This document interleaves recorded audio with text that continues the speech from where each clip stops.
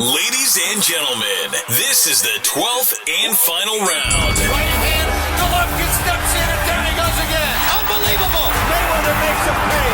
What a rookie mistake. A sensational left hook by De La Hoya. It's fact. I'm the best. You know what I mean? Sometimes I don't want to believe it myself, but it's the truth. I'm the best. I'm going to show you how great I am. From Southern California, this is the Last Round Podcast.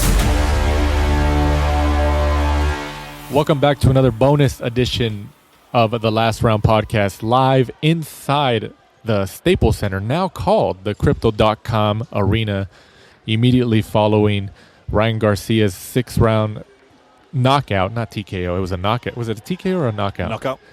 6-round knockout of Javier Fortuna in front of a crowd, probably, maybe, what do you think, Mike, about 10 to 12,000? Here at the Crypto.com? 10 to 12,000 out of a 20,000 capacity. Yeah, the lower bowl was pretty decent. Mm-hmm. The lowest bowl was a pretty decent sized crowd. It kind of filled out okay. It wasn't too bad. The higher you went, it got a little bit more, I guess, sparse. That's the word I'm looking for. Yeah, that's the word I'm looking for. But immediate reaction, Mike. What did you think about Ryan Garcia's 6-round KO over Javier Fortuna here in downtown Los Angeles? I think he did what he was supposed to do. Fortuna did come in looking at a little bit soft, and but he put up a good fight. He was kind of moving, not letting Ryan get settled. But eventually, Ryan started to find a way through, and you could see that Ryan had kind of grown with age and was being a little bit more patient right now, and was just knowing that eventually he was going to catch him. And I think my comparison that I keep saying, of him being a lightweight Deontay Wilder kind of showed, because I think Fortuna was picking up maybe some of the first rounds, but Ryan knew eventually he was going to catch him, and he did. That body shot was, he dropped him in the 4th, dropped him in the 5th, and then finished him in the 6th. Body shot, and then he caught him with a couple of headshots in the 5th and the 6th, and it was a good performance from him, and hopefully now we get less talk and, some bigger names in there with him, especially with the reported purse tonight of $2 million. I think, Golden Boy are probably, wanting to start to see some returns on this and get him in there with some bigger names, draw some bigger crowds, and have some bigger shows. You mentioned comparing him to Deontay Wilder. So Ryan Garcia is a version of Deontay Wilder, just at a lighter weight, 135, 140. For listeners who haven't, because obviously you've mentioned it on past episodes here on the Last Round, but for listeners who aren't aware of what you mean, describe what you mean by a lightweight Deontay Wilder. If you look at the terms in stylistically, like kind of like flat feet, plodding forward, using the jab, more of a rangefinder to kind of touch and see whether they're in range, for the backhand. And Ryan doesn't really kind of like hop about on his toes and throw a lot of combinations and in and out. He kind of just like creeps forward, waits until he can feel that you're in range, and everything's about the backhand or the left hook. He can lose rounds, like for example like Ortiz and Deontay Wilder. The second one, Wilder was probably lost nearly every single round, but he was just slowly confident, knowing like, hey, when I catch you, I'm going to take you out. And that's kind of like, I would say similar, not identical before people jump down my throat, similar sort of style than what Ryan Garcia has. Yeah. And I can definitely see that comparison, and I agree. It's not identical, but I think there's enough of a comparison there to actually state that that's there. And, going to Ryan's 6-round KO over Javier Fortuna, as I mentioned, I was a little bit hesitant on this fight at the beginning, especially when it was announced, because obviously this matchup was supposed to happen last year in 2021, and then Ryan unfortunately had to pull out of the fight due to some health issues, and I think he also had some procedure on his hand and all that, and so he was out for an extended period of time, and this matchup was supposed to happen, and then Joseph Diaz Jr., who fights under Golden Boy Promotions as well, a stablemate of the same promotional company as Ryan Garcia, stepped in to fight Javier Fortuna and beat Javier Fortuna. He didn't knock him out. He beat him in a decision win, but Jojo Diaz has never really been a knockout type of puncher, especially as he's went up in weight over his career. But then Jojo Diaz fought Who did Jojo Diaz just fight last? Haney? Devin Haney. That's right. I think Devin Haney also had a fight lined up, and who was Devin Haney supposed to fight? And then Jojo Diaz stepped into that fight too. He fought, what was it, Linares, right? And then after Linares, I forgot. I can't remember for the life of me. It'll come to us. But anyways, Jojo Diaz jumped into that fight. He lost to Devin Haney, in a decision win. But, he stepped in. He's like, oh, okay, well, I'll fight you. He lost to Devin Haney, who actually, it's a pretty great loss. And if you look at it like that, because Devin Haney is currently the undisputed lightweight champion of the world. He still has to meet George Kambosos in a rematch in Australia again. But Devin Haney is going in the favorite again. I don't know if you guys can hear the screaming in the background, but there's still some fans down in here in the arena screaming for Ryan and some other fighters and stuff. So, and I think there might be still some straggler celebrities around here that they're screaming for. But my critique, going back to my critique, is why didn't Golden Boy make Jojo Diaz Ryan Garcia in downtown LA? Both guys from Southern California. Why didn't we do that? What do you think? I think probably just two reasons. I think Fortuna was probably stylistically an easier matchup for Ryan. With Ryan, came back, had a return fight against Emmanuel Tago, which he actually did kind of struggle with. And then, probably Fortuna gives him a little bit easier. Fortuna is a little bit more come forward. Tago, I think, realized early on, like, hey, this guy has quick hands and a lot of power and kind of wanted to survive. Whereas Fortuna was probably going to go in there and give it his best shot like he did. And also, Joseph Diaz does have a little bit of trouble with the law he needs to deal with, probably before he gets into the ring again, unfortunately.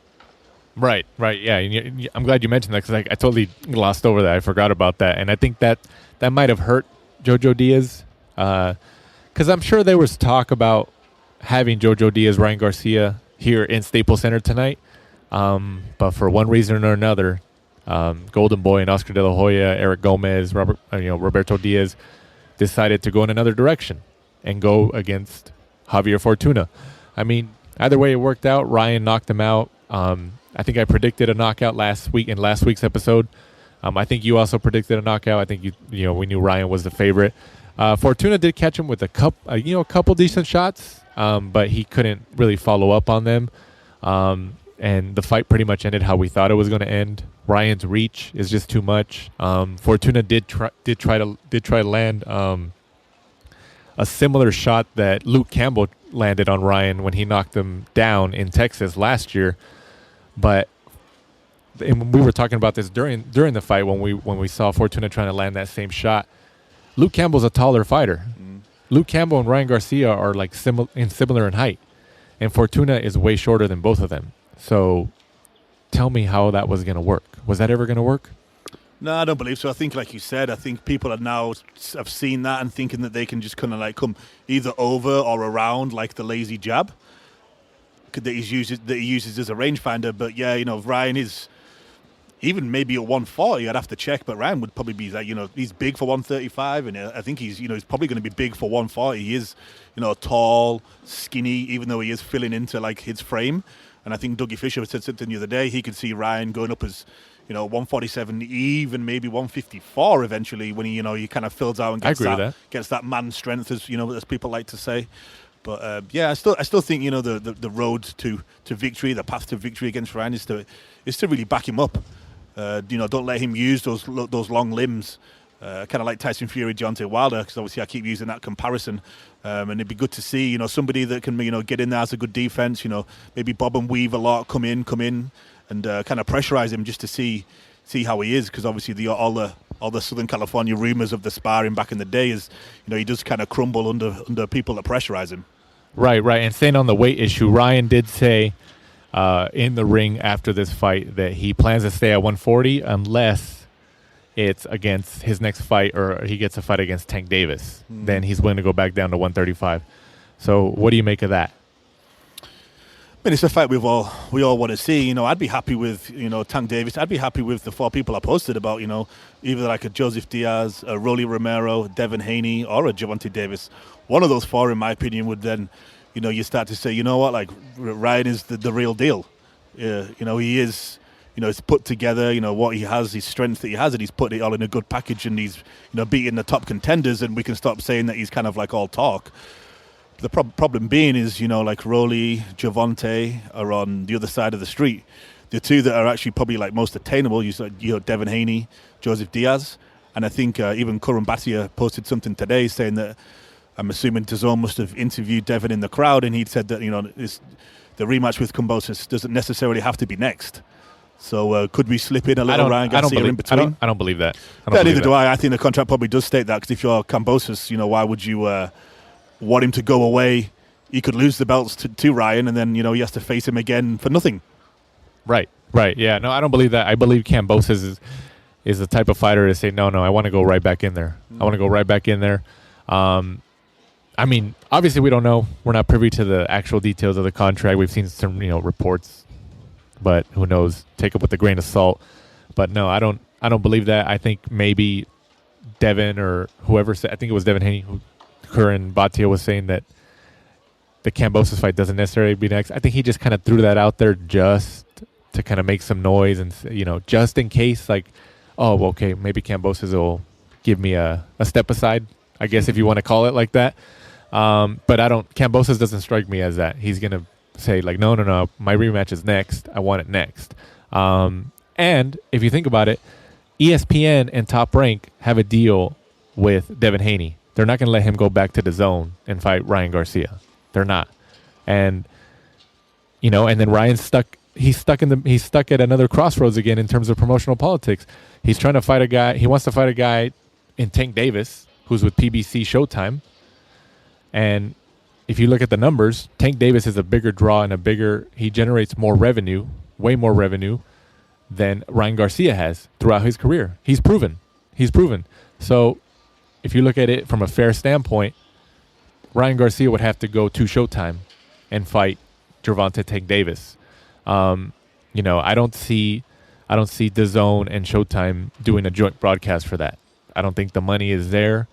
And then DAZN and Golden Boy won't want to let Ryan go to another broadcaster like that, if that makes sense. But, and then going back to Devin Haney's got to deal with ESPN. So are they going to let Ryan go to ESPN? Let me ask you this. If Golden Boy was stuck with the dilemma, okay, let's just say Devin Haney, maybe there's a truth to that said, oh, I don't have to fight Kambosos next. He's going to get a shot regardless, but I can have an interim bout in between, and maybe I can fight Ryan in between. Is it more likely that Golden Boy, if they thought about it and considered it, is it more likely that they let Ryan go to ESPN or they let Ryan go to Showtime for Tank Davis? If they get the choice? In a sense, yeah. I think you go Davis. I think that gets more pay-per-views, and they're hoping that, at the end of the day, it's a business, right? And they're hoping that the fact Davis is probably a harder fight, but the pay-per-views will be more, and obviously their slice of the pie will be more. Money-wise, yeah. Yeah? Yeah, I can see that. But what if you put, okay, let's just say 500,000 buys. I think that's a good ballpark for Garcia Davis, I reckon. 500,000 buys? Yeah. Yeah? And I think he'll be in and around there, right? I think between 5 and 6. I think between 5 and 6.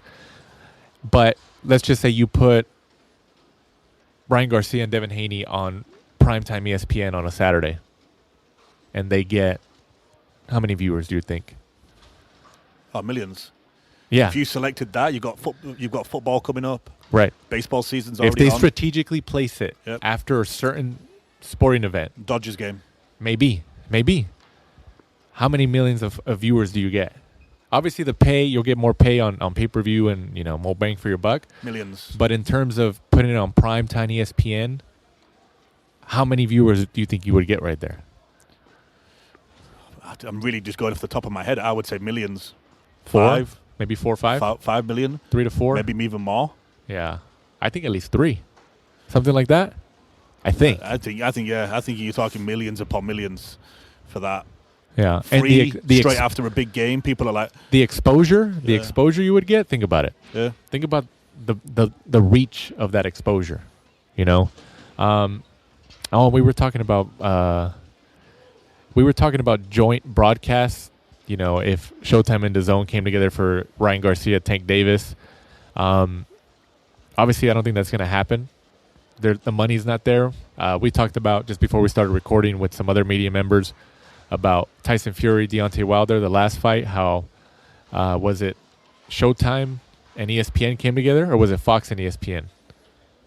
Showtime, right? Was it Showtime or was it Fox? I think it was Fox. Is it Fox after the football? Yes, it was Fox and ESPN came together for the joint pay-per-view for the trilogy of Deontay Wilder and Tyson Fury. And reportedly, it cracked between 700,000 and 800,000 buys. And they didn't make a profit off of it. I mean, Tyson Fury and Deontay Wilder each made 20s, 30s, millions of dollars. You know, they were paid a lot. Most of the money went to them. So it was already going to be hard to make that type of money.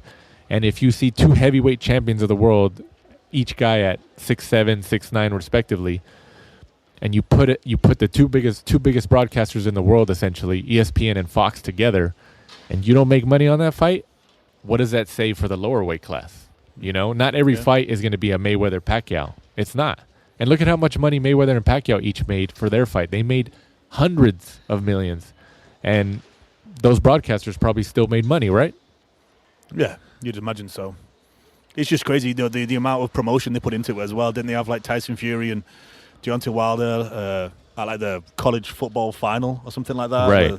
You've got millions upon millions of viewers from around the US watching that. Right. And it still didn't. You know, they pulled out all the stops to try to break at least 1 million. I think, you know, we don't know, but I would imagine in my head that they were hoping to at least crack 1 million. Yeah. So we'll see. You know, Tank Davis did tweet after this Ryan Garcia's 6-round knockout. He did put "see you all at the end of the year" or something to that effect. What percentage would you give that? Percentage-wise, that we see Ryan Garcia, Gervonta Davis before the end of the year? 30. 30% chance of it happening? 30% chance. Off the top of my head, right, that fight doesn't come to fruition. Ryan Garcia at 140 against Pablo Cesar Cano. I don't see that. Cano just doesn't have the name, and especially because Fortuna is a former world champion. He's had world titles before. But at 140 though, he can just use that like, hey, Cano's way too dangerous at 140. Look at what he did to Linares at 140. 8 losses though. I know, but I think Cano's just too powerful. No, especially if Garcia's just barely getting his feet wet at 140. I don't think so. I think Cano's still too rugged, even at 8 losses. Just because they don't have anybody at 140 in their stable. No, that's true. Him and William Zepeda. Yeah, but Zepeda's too dangerous right now. Yeah, he won't put him in with him. Yeah, definitely not. It's tough, man. It's tough. Either way, it's an intriguing situation at 135. Ryan says he's going to stay at 140. So if he doesn't get the Tank Davis fight at the end of the year, which is highly doubtful he will, then which way is he going to go? You know, what are we going to talk about? Is he going to go to ESPN? Golden Boy and Top Rank and Bob Arum seemingly have a way better relationship than Golden Boy and PBC. So maybe they have Ryan fight one of the 140 guys over there. I mean, you would have to. I don't see any other way, right? Yeah, it's a dilemma, isn't it? It's because you just look at like. Unfortunately, you have to look at like within the stable, and within the stable at 135 and 140, you know, Golden Boy, the cupboards are bare. Right. You know, unfortunately, they're all at Top Rank and they're all at, you know, PBC. Maybe there's a couple of names at Matchroom that you could go for. But at the same time, it's then, okay, then they want to share the broadcast because they're like, okay, you're not loading our guy. Like Ryan Garcia puts bums on seats and eyes on TV. We want to share of it. And then obviously Oscar and all that don't want to share. So yeah. That was why I kind of, at a stretch, thought, you know, I could see them putting him in with Cano because he's in there with Golden Boy. He's got a lot of losses on there, and it's another kind of easy knockout probably for Ryan. Right. Because everyone else is across the street, unfortunately. So it's going to be, it's hard, you know, like I'm sure we're going to touch on it when we do the episode on Monday, like Lex as well. Like Lex fought tonight, and we were looking through the top 25 people in his weight division, and he's in the same sort of position. So yeah, boxing, I just don't know. So that's the world that we cover here, man, in the sport of boxing. This is what we have to deal with. You know, money down on the table. Like, who do you think? Who's next? For Ryan? Yeah. Honestly, I don't know.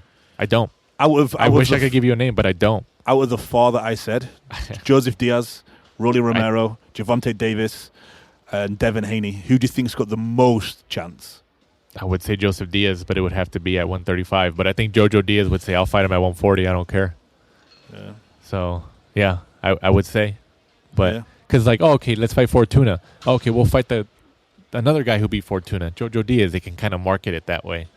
But who knows, man? Who knows? Either way, this is why we're here, to kind of dissect the business side and you know, the politics and try to give our opinions. And it's a crazy world. It's a crazy world. But thank you guys for listening to this bonus edition of the Last Round podcast here, immediately following the aftermath, if you want to label it that way, of Ryan Garcia in his 6-round knockout over Javier Fortuna. And we'll see you guys next week. This is the Last Round. Thanks for supporting and listening to the show. Follow us at The Last Round 12 on social media. Rate, review, and subscribe. This is the Last Round Podcast.